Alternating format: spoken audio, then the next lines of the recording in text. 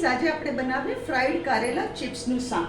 એના માટે મેં શું કર્યું છે, અડધો કિલો કારેલા લીધા, 5 બટેટા લીધા, કાચા બટેટા આપણા, અને આવી રીતે પીસીસ કર્યા, આની બટેટાની ચિપ્સ કરી અને એને ડીપ ફ્રાય કરી કર્યા તેલમાં।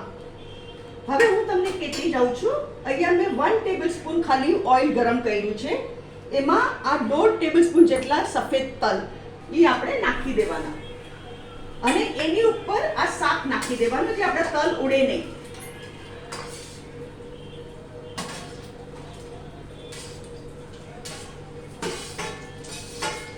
હવે નીચે તલ ચડે છે એટલી વારમાં આપણે આપણો મસાલો કરીએ।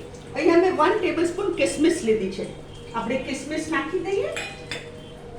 મીઠું સ્વાદ અનુસાર, મીઠું મેં જરાય નથી નાખ્યું, તો મીઠું સ્વાદ અનુસાર।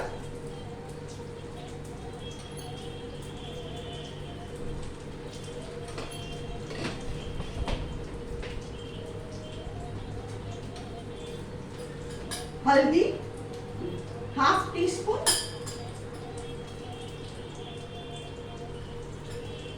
लाल मरचू 1 टेबलस्पून, फरीने नहीं।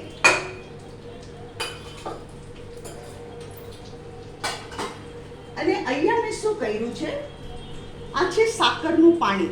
આ સાકરનું પાણી મેં 7 ટેબલસ્પૂન સાકર લીધી અને પાણીમાં સવારથી સોક કરી રાખ્યું છે, અને આપણે આમાં નાખી દેવાનું સાકરનું પાણી।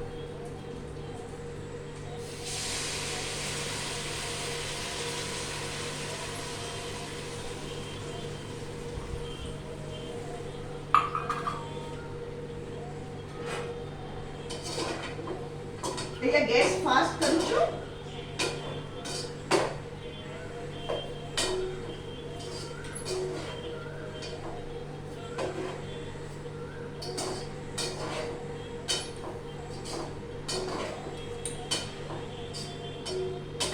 આ બહુ સરસ લાગે।